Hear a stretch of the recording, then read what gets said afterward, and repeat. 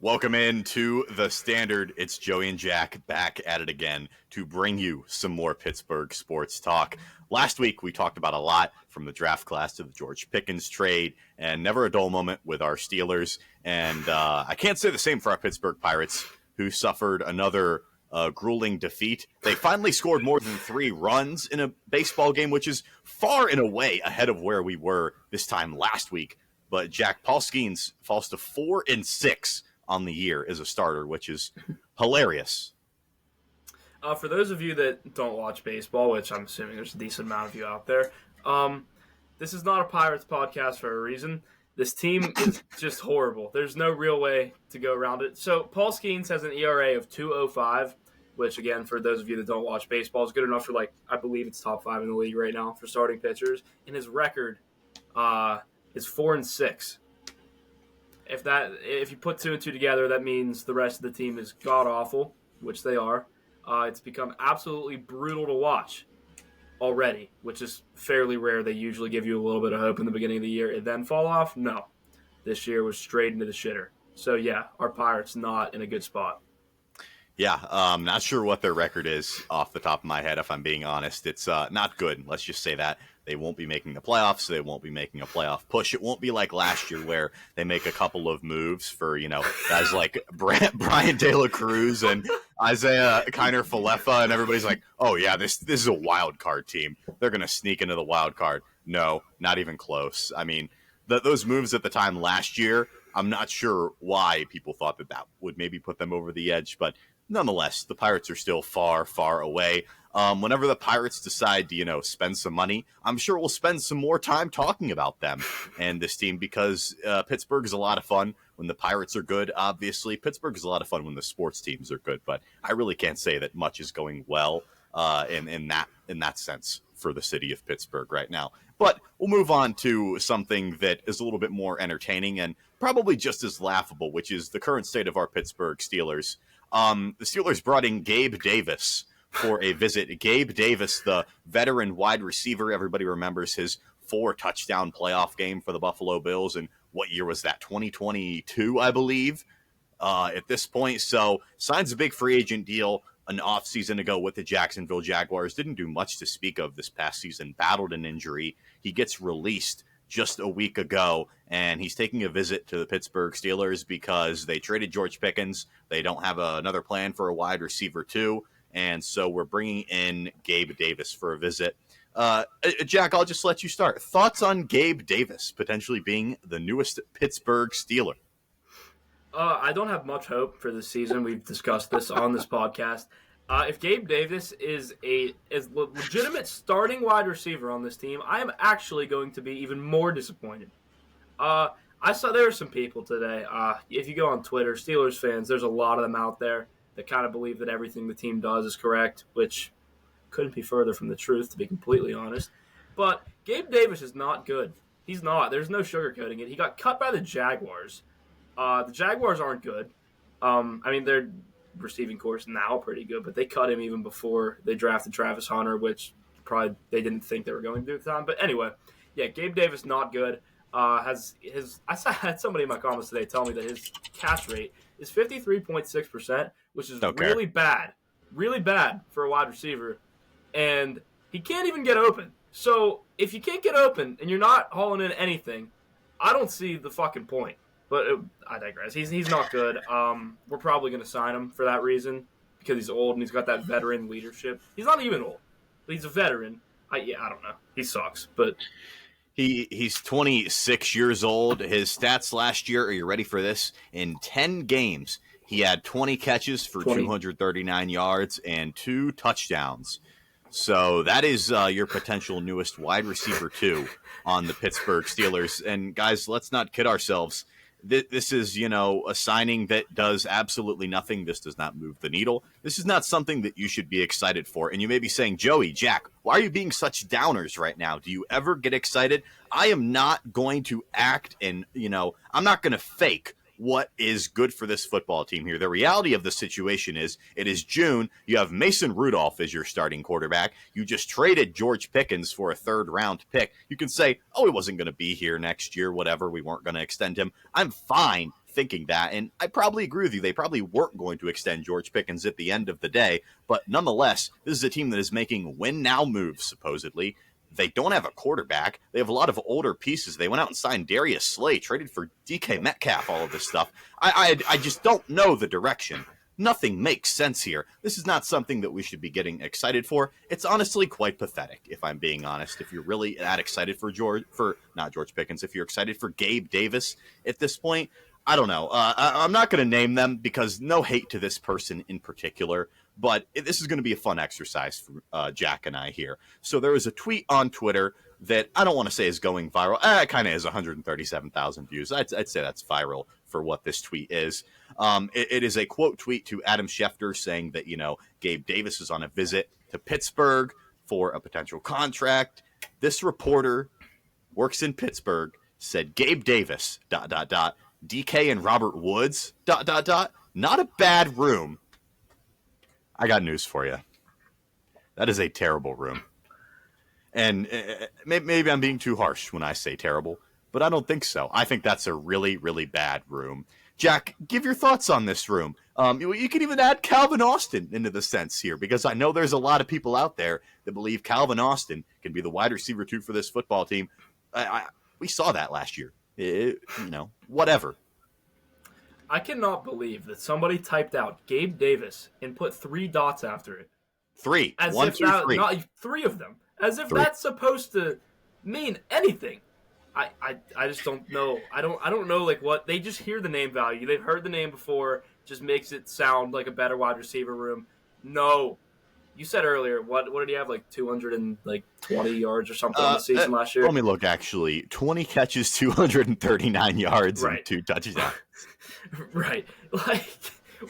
Does anybody even, care to look or do any sort of research into these guys that we're looking for before they comment on it? I don't know. I had somebody today tell me that Gabe Davis was going to be the new Mike Williams.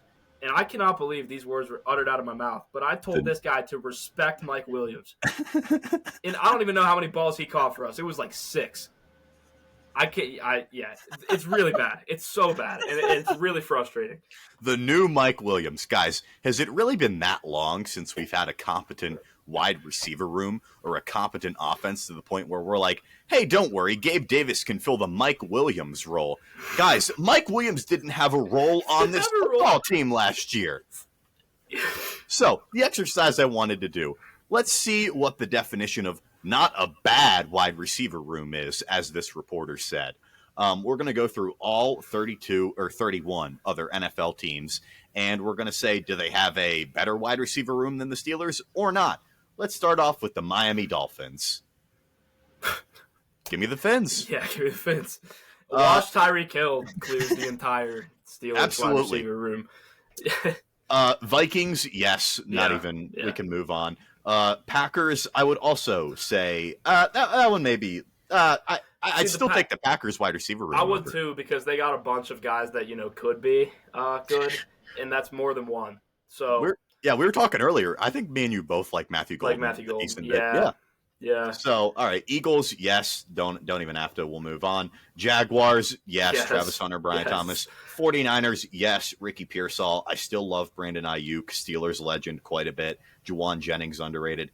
Texans, absolutely. I take Nico Collins over the entire room. Giants, yes, absolutely. Malik Neighbors. Raiders.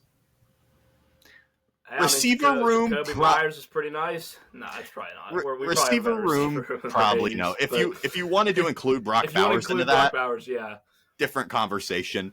But Chicago Bears, no. Bills, probably. Yeah, we probably have a better wide receiver room than the Bills. Shakir's pretty good. Keon Coleman sucks. It's not a great receiver. Josh Palmer, they gave him a bag. I forgot about that, yeah. I always liked Josh Palmer, but it doesn't move the needle. So we found our first team, the Buffalo Bills. The Cowboys, yes. Lions, yes. Seahawks, yes. Ravens, probably not. Depends on how you feel about Rashad Bateman. I'm not a Rashad. Are you a Rashad Bateman guy? I think Rashad Bateman's underrated, but that's it doesn't really matter. I still think I think it's close, but I mean, I'd probably give the edge to the Steelers. We'll give the Steelers the benefit of the doubt. Broncos. This is, yeah, I guess probably the Steelers. Not really. Like Pat Bryant. Oh yeah. If you're into him. So we have 3 teams right now. We have the Bills, the Ravens, and the Broncos. The Carolina Panthers, I'm going to say, we probably got to pay. It kind of all depends on Ted. Tet McMillan, Jalen Coker, Xavier Leggett, Adam Thielen. I think that's definitely, they have more depth. I'd say that. I don't know that. Depends on how you feel about Tet. That's close. You know, we'll be nice. We'll give them the benefit of the doubt. We'll give our brave Steelers the benefit of the doubt. The Titans, yeah, I'd say we're better than the Titans. The Saints, probably. Olave, Rashid Shaheed, it's kind of... I don't know. It's kind of a wash. Yeah. So let's just say we're at 1, 2, 3, 4, 5, 6 teams. Excuse me. 6 teams right now. The Los Angeles Rams have a better wide receiver room. The New York Jets have a better receiver room. The Colts, probably not. All right, the Browns, Judy, Tillman, probably not. Yeah, I mean, there's depends 8 on right how you there. feel about Jerry Judy. I don't know. Buccaneers, absolutely not. Falcons, no. Bengals, no.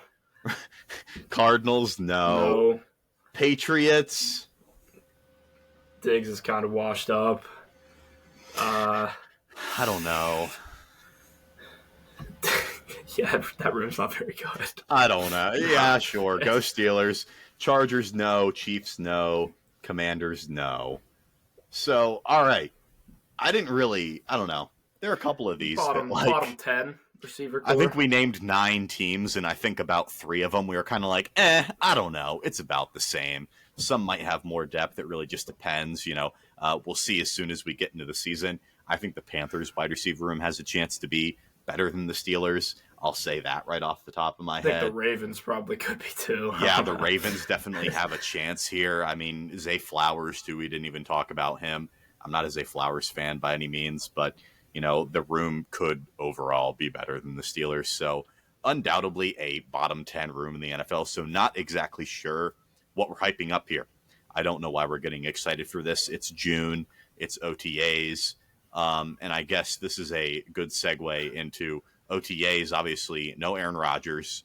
And I saw an interesting TikTok the other day. Andrew Siciliano, the NFL Network. You know who that is, Jack? I the do. Guy. He had the. I don't know if they still do it. Actually, it's like the knockoff Red Zone. I don't know if knockoff's the right word. It's like if you have DirecTV, I think they had like an alternative Red Zone without Scott Hansen, and it was Siciliano, and he basically said it's OTAs. At what point is Aaron Rodgers going to sign? Like, it just feels like, I don't know, the more time that goes on, he's not going to sign with the Steelers. And honestly, I'm over it at this point. I don't care. I think me and Jack both have said plenty of times that the expectations for this team, not good at all. I mean, Aaron Rodgers moves that a little bit to where the fact that to where, you know, we feel comfortable with this team may be able to sneak into the playoffs, but obviously not do any damage or anything.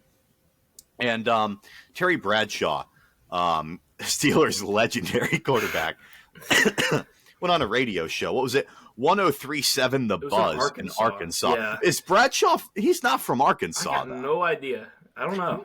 I don't know what the correlation is there, but regardless, he went on a radio show, and obviously he was asked about the Steelers and the quarterback situation with Aaron Rodgers, and he said, and I quote, "That's a joke. That is, just to me, a joke. What are you going to do? Bring him in for 1 year? Are you kidding me? That guy needs to stay in California. Go somewhere and chew on bark and whisper to the gods out there." And guys, that's funny, but like people are propping this up and being like, "Wow, Terry Bradshaw is spitting facts. Like, he's so right." Guys, he's generally right, but like Terry Bradshaw is senile, with all due respect. He probably should not be in front of a microphone. especially on national television. He doesn't really know what he's talking about a lot of the time. He said things on the air multiple times that they've had to be like, oh, he didn't mean that.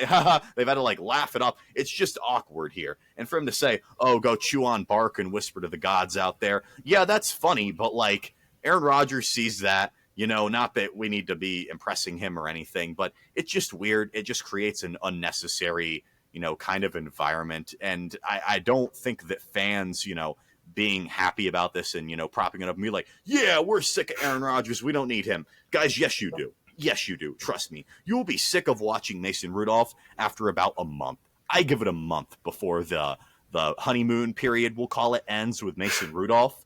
I don't think it'll last very long. But, Jack, thoughts on the comments from old Terry Bradshaw here? The thing is, like, did he even elaborate on, like, why Aaron Rodgers can go chew on bark and speak to the gods in California? Or did he just say I really don't get it. Because I was reading the article and I didn't see, like, he never really elaborated on it. He actually went into talking about Kenny Pickett, which he was also wrong about. But yeah, I don't know. I mean, I would agree. I'm over the whole Aaron Rodgers thing, but I saw this was spun into like this whole like big thing about how Terry Bradshaw was MF and Aaron Rodgers. I never even understood like why, but whatever. I'm not gonna spend my time listening to what Terry Bradshaw has to say. So. Yeah, and I don't really think he elaborated on it any. Not that anybody should really be listening to Terry Bradshaw for their Steelers news regardless. If you're listening to us, shout out. I'm not saying that we're, better than Terry Bradshaw or anything. Obviously, he's got more Super Bowl rings than I'll ever get. But at the same time, Terry Bradshaw, man, the comments, a little bit unnecessary as far as, saying we don't need him. What are we going to do? Bring him in for 1 year? That's kind of what we've been doing here. I'm not sure how you feel about the way things are being run with Mike Tomlin. I'd like to get his take on Gabe Davis and Jonnu Smith, which we'll get into here in a second. But first, we need to talk about what he said about Kenny Pickett. They asked him about Kenny Pickett. He said, I liked Kenny Pickett. I liked him at Pitt. I know him. I know what he's like. When they got him to Pittsburgh, they didn't protect him. They didn't get him an offensive line. They wanted to run the football, but they didn't have an offensive line that could protect him, and they didn't have weapons. He had no wide receivers to speak of. Wrong. Then you throw a kid in there for 2 years, and you've got an offense that doesn't fit and doesn't work. And because they can't run their offensive line's not even good enough for a run-blocking team. Therefore, they're saying Kenny Pickett is a failure. He wasn't a failure. The Steelers were a failure. I don't think those are mutually exclusive. I'll just say that. I think Kenny Pickett can and was a failure for this football team. Completed less than 60% of his passes. You guys know how I feel. Obviously, I don't need to go on this whole fucking, tirade again and talk about, how it was a failure. But the Steelers have also been a failure as of the last couple of years. For the last, what are we going on, year 9, no playoff win? Yeah, they've been a complete and total failure for the last 9 years. That's not crazy to say whatsoever. I think that Terry Bradshaw was right about saying that, the Steelers were a failure. But to say that Kenny Pickett wasn't a failure, I don't know. And this is where I go back to the original comment about Aaron Rodgers. Guys, if you're happy about this, look at what he's saying about Kenny Pickett. What does he even mean by this? Kenny Pickett he's on his third team in a year. I don't get what we're doing here exactly. Super Bowl champion Kenny Pickett. Shout out. Shout out. Yeah, I like Kenny Pickett. I defended him for too long, but I mean, it gets to a point, obviously. Like you said, Steelers failing and Kenny Pickett failing, not mutually exclusive. They're both true, in my opinion. I mean, Kenny Pickett did not show any flashes, despite not really having much help. That system around him was pretty fucking bad, but at some point we were talking about how Drake May is kind of the perfect example for this. Like, really bad situation, obviously horrible, no line, weapons are terrible, no run game, still showed flashes of being an awesome player, and that's what you want to see from a first-round quarterback, and we never got, like, anything really close to that. So, there's no really reason to hang on to him after 2 years of not seeing anything. So, yeah, I think Drake May is definitely the perfect example of, showing flashes while being in, possibly the worst situation in the NFL. I think that Drake May was in a much worse situation than Kenny Pickett was in his first year. And, me and Jack were talking a little bit about this before we started recording, how that, buzzer beater touchdown that Drake May had where he scrambled around in the pocket for 15 seconds against the Titans to send it to overtime. He had some really nice deep ball throws, just things we never saw really from a guy like Kenny Pickett, and Drake May was able to show all those flashes year one with Keyshawn Butte being his number one receiver. So that was pretty impressive in its own. Don't know if Drake May is going to be good or not. Jury's still out on that, of course. But, just showing flashes, you got to see that. And again, if you really believe in what Terry Bradshaw said about,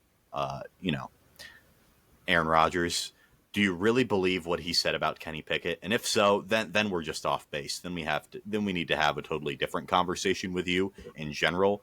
But yeah, I really don't know what we're doing as far as these comments from Terry Bradshaw. Not good. And don't think you should be listening to him on his thoughts on Aaron Rodgers, because this team needs Aaron Rodgers. But you know what this team doesn't need is another tight end. Since we've been here last, there have been two different tweets from Adam Schefter. The Dolphins and Jonnu Smith have a contract dispute. Jonnu Smith coming off a career year, probably the best he'll ever have in his career. 29-year-old tight end wants a new contract. He's in the last year of his deal. Dolphins are kind of in a weird position where their defense is really, really bad. Tua's not very good. Tyreek's getting old. Jonnu is 29 going on 30. They have A-Chain and Waddle, some nice young offensive pieces. But other than that, kind of a dumpster fire there in Miami. And he wants a new contract. Dolphins aren't willing to do that. So they've allowed him to seek a trade partner. And who comes down from the heavens but his good friend Arthur Smith? I wonder if Jonnu Smith hates Arthur Smith or not. I wonder if he wants to get away from him or not. But the Steelers are reportedly interested. And about a week ago, we had a tweet from Adam Schefter saying that the Steelers were the team of interest that has reached out. And then today we get another tweet from Adam Schefter that, they've re-engaged in talks. And at this point, to me, it seems like the writing's on the wall. All I can do is mentally prepare myself for the Pittsburgh Steelers to not only trade for Jonnu Smith, which I guess I don't have a big issue with in principle, but it's the fact that we're not only going to trade for him, we're going to have to give him a new contract. Guys, can I remind you of a tight end contract that we signed not even a year ago that was way too much? And I like Pat Freiermuth, tight end one for years to come. It was an overpay, and I don't even know what they're going to have to pay Jonnu Smith. But two tight end contracts when you don't have a quarterback or a wide receiver too, it's hilarious levels of malpractice we're seeing right here. Jack, are you excited for Jonnu Smith? Has any contending team in the history of the National Football League ever signed two tight ends that are past their rookie deal to decently long extensions? And I'm talking giving them actual money, not some random backup tight end that you're going to pay for 3 years, but only give him $3 million a year. Jonnu Smith is going to want actual money. I think he's a similar tier tight end as Pat Freiermuth is. I mean, he produced more last year than Freiermuth probably ever will in his career. Yeah. But I just don't. I don't see the vision. I mean, I can't even mentally prepare myself for the first fucking week of the season, lining up first play with Jonnu Smith and Pat Freiermuth on the field with one receiver out wide, and I don't even know. I don't know what they'd have to give up for him, because you have to sign him to an extension, obviously, too. That's what he wants. So what are you giving up for him? More obviously they don't have any leverage because he wants out, because they're probably not going to sign him. If it's anything more, I was going to say a fifth. I think that's an overpay. I think that's an overpay, because he's going to be gone next year anyway. You can probably just sign him if you want to after this year. But if they give up an actual asset and then real money for Jonnu Smith, I don't even know what to tell you guys. We are in deep shit. Yeah, more than we already are. And this is what we say when we don't know the direction of this team, because people are saying, "Oh, they have Mason Rudolph. Don't worry, we're just drafting a quarterback next year. They're tanking. Why aren't you happy?" Because they're not tanking. They're actively not tanking, guys. These are not tanking moves. No tanking team with a tight end contract already signed for multiple years down the road is going out and trading for Jonnu Smith and investing more money in him. Jack said it good. Has any contending team ever signed two tight ends to pretty decent-sized deals past their rookie contracts? I don't know. I really don't think so. Like maybe the Chiefs, like with if you want to say like Noah Gray and Travis Kelce, but Noah Gray's not making much, and Travis Kelce's a top 2 tight end of all time. There are levels to this. I don't get it.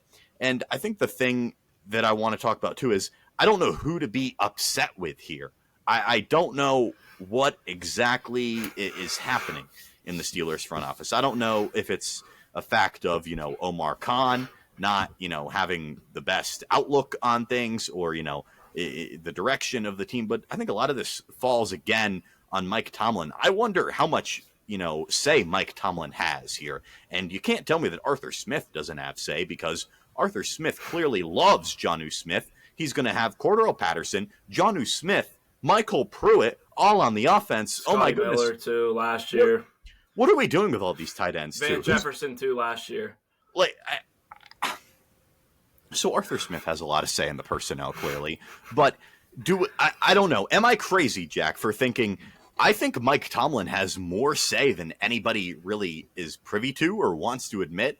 And I don't know if pushing around Omar Khan is the move, but I think Tomlin heavily influences a lot of the moves that this team makes. And maybe it's more so Tomlin running the team than Omar Khan. That's the way a lot of these moves, especially offensively, feel to me, at least. I don't know. Yeah, I mean, I think everything's kind of a combination of the Three Stooges being Tomlin, Omar, and Arthur Smith. If you, in your front office, if you're letting Arthur Smith get say in your person on the fucking personnel for your football team, what are we doing? What are we doing? And clearly it didn't work. We already saw it last year. Who did he bring in? He brought in, there was like 10 guys. It's like Arthur Smith brought in Scotty Miller, Michael Pruitt, Van Jefferson. I love Van Jefferson. Shout out Sheets guy. Shout out Van Jefferson. Commented on my post. Appreciate it, legend. Who the fuck else? There's like Cordero Patterson too. Oh yeah. Like what? What's the reasoning for any of that? I don't know. I don't get it. I don't. I don't know. I don't know who to be upset here. Like I said, but I question the direction of this football team. I don't think they're trying to tank, clearly, but at the same time, man, I really I don't know what they're looking for as far as the future, because it feels like we're in the exact same place we were last year, probably a little bit worse. I've mentally prepared myself. If Adam Schefter tweets about it twice, I have to think a deal is somewhat close. So I'm prepared for this team to sign Jonnu Smith and to also extend TJ Watt for probably more than we should give him. But that's a little bit of a different topic here. TJ Watt, obviously, there's a rumor that the Steelers have an offer on the table for TJ Watt and his extension per Mark Kaboli. And it's not the number that TJ Watt is looking for. Please, legend, you're worth more. So guys, buckle up and get ready for the TJ Watt training camp hold-in part 2. Remember the hold-in from a couple of years ago? Remember that joke? Yeah, we're going to get that again. Don't worry. It's back. They're going to give him Myles Garrett money, Jack. I just want you to mentally prepare. I want you to picture it. I know. You're shaking your head, but I'm telling you right now, week 1, it's all going to be good. We're going to have Jonnu Smith to a new shiny contract. We're going to be paying Pat Freiermuth $48 million. We're going to be paying DK Metcalf 150 big ones. We're going to have Mason Rudolph slinging the rock to all of them. I can't wait till that honeymoon phase ends with the Steelers fans and Mason Rudolph. And, we're going to have TJ Watt, a 30-year-old pass rusher coming off his worst season, signed to quarterback money, we'll call it, which is what he's going to get. Here's the funny thing. Whether you like it or not, Steelers Nation, Myles Garrett is worth more than TJ Watt, at least at this point. Because, what is he, 2 years younger now, too? And I think he is 2 years younger, which is crazy. Because they were same draft class, but yeah. I believe he's 2 years younger. But I didn't think that contract made any sense at the time either. Because the Browns kind of, I don't want to say they're in a similar spot. They're worse than us. But also should not be re-signing an edge rusher for a long time because they are not built to win, and it's kind of the same thing that we're dealing with. And if we give TJ Watt, Myles Garrett money, I'm going to be upset. But anyway, real quick, wanted to go back to the Jonnu Smith point. I was thinking of something. If you're working on a deal for Jonnu Smith and you want him, what is taking so long? Because I promise you, there's nobody knocking at the door in Miami to go try to fucking pick up Jonnu Smith. It's just us. It's just us. And the compensation that they're getting can't be anything more than like a 5th-round pick. So I don't understand what the holdup would be. I don't get it. What could the contract even be? I'm going to go on 4 years, 28 million. No, I'm going to be going. I'm going to go on one of my favorite websites here, Over the Cap. Over the Cap. And we're going to look at some tight end contracts, and we are going to see what happens here as far as tight end contracts go. How much money is Dawson Knox making? Oh my goodness. Hold on. That can't be real. So George Kittle, obviously at the top, he's making $19.1 million a year. Dawson Knox is making $10 million a year with the Buffalo Bills. Who signed him to that extension? It's a bad contract. My goodness. Pat Freiermuth, $12 million, and he is the 7th highest paid tight end in the NFL. So where do you place Jonnu Smith, who is 29 years old, coming off a pretty decent season? I really hope that the Steelers don't give out another $48 million to a tight end. But, I mean, let's just say here, Jack, the 9th highest paid tight end in the NFL is currently Dalton Schultz of the Houston Texans, who I'm sure that nobody really thinks much of. $12 million per year he is making.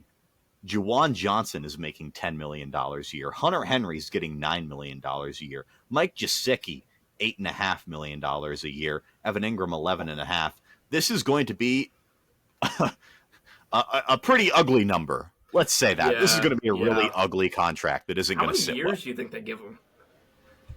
3, 4? Oh, my goodness. I hope it's not any more than that. So let's just say they sign him for 4 years. We're going to have Jonnu Smith and Pat Freiermuth both under contract for 4 years. Not good. Not good whatsoever. I mean, what are the Saints doing? This is where we're at, guys. The Saints are the only team that has, I guess, 2 tight ends under contract. They're both paid top 12 money. Juwan Johnson, $10.5 million. Taysom Hill at $10 million per season. The Saints are always up to some bullshit. Like, I feel like every year, too, they do some shit. Like, they're always, like, negative, like, $80 million in cap space, like, every free agency. I don't know how the fuck they get out of it every year. But they hand out some bad contracts. I mean, the Saints are really bad. Everybody knows that. They're probably the worst situation in the NFL, the worst team in the NFL at this point, I'd say, if not pretty dang close to it. And that's what you're kind of looking at as far as teams that are paying a couple of tight ends. I think it's unfair to put the Bears in here because the Bears are paying Cole Kmet $12.5 million, and obviously they just picked Colston Loveland top 10, but totally new regime there that went out and got Colston Loveland top 10. Obviously, I'm very high on the Chicago Bears this year, shout out. But I don't know. I think what you're going to see happen with the Jonnu Smith contract is somewhere around that $10 to $12 million range, which will put him right around Pat Freiermuth money.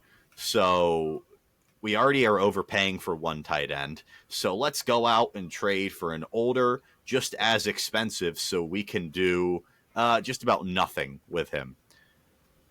Guys, if you're going to sign 2 quarterbacks, fine. If you're going to, 2 tight ends, if you're going to do that, fine. Have a quarterback. Have a quarterback. Mason Rudolph is not a quarterback. He's a backup. He should be anyways. And believe it or not, Will Howard is not a starting quarterback either. I don't know. That blew up. It had some hate. It had some like ridiculous numbers saying Will Howard was like 59 for 65 for like 800 yards and like 30 touchdowns and OTAs. It's just like a complete lie. It's so funny. It was getting posted on like big accounts too. Like, guys, they don't keep stats at OTAs. They don't do it. Do you remember ESPN Cleveland last week posted, like, the stats of all the quarterbacks during, like, open team drills? And it was like, Shedeur Sanders, 2 touchdowns, no picks. Kenny Pickett, 1 pick, no touch. You're like, guys, they don't do that. It doesn't, like, training camp 7 shots, that matters. That has some substance to it. This has absolutely no substance whatsoever, guys. This is just embarrassing. We've gotten to that point. Will Howard OTA statistics. Will Howard. That's a national champion, Will Howard. National champion Will Howard to me. That's my bad. I think we discussed this last time. I think I've seen that one throw from that game against fucking Oregon in the playoffs like 25 times. So bad. I also wouldn't be mad if they traded George Pickens. Or I let me say this. I think me and Jack were talking about the Fautanu pick. And we're getting off topic here, but this is fun. Troy Fautanu, I think he's going to be fine, whatever. But regardless, the people that were on that board, just looking at that a year later, yeah, that's really bad. This is where I also go to my point of I don't know who to be mad at here. Maybe Omar Khan is, hasn't been hitting recently. Maybe it's Mike Tomlin making a lot of decisions. But Quinyon Mitchell was very much on the board for the Steelers whenever they picked Troy Fautanu. Another guy, Brian Thomas Jr., was on the board. That, in my opinion, should have been the pick. And I know that's easy to say after year one, but even then, like, wide receiver was a big need. That's what I was going to say. Like, what's fucked up about it is it's not like Quinyon Mitchell and Brian Thomas were just the 2, like, next players that go off the board, which I don't know if they were, but they were probably the 2 best players that I wanted. And the thing is that I think corner and receiver were our other 2 needs. So, like, both of those guys were legitimately realistic possibilities, and both would have been better picks. Yeah, and if we had Brian Thomas Jr., obviously, I wouldn't care if they traded George Pickens. It wouldn't even matter. They wouldn't have traded for DK Metcalf. Even better, you've saved 5 years of your life and $150 million for a guy who isn't really a top 20 receiver, like, top 25, but maybe not top 20 in the NFL right now. I don't know how well that contract ages for the Steelers. I don't know how well DK Metcalf ages for the Pittsburgh Steelers. I think that people overlook a lot of DK Metcalf and what he does on the field and, his behavior stuff. A lot of the stuff that George Pickens did, guys, DK Metcalf does a lot of the similar stuff. The similarities are absolutely there. Let me tell you what.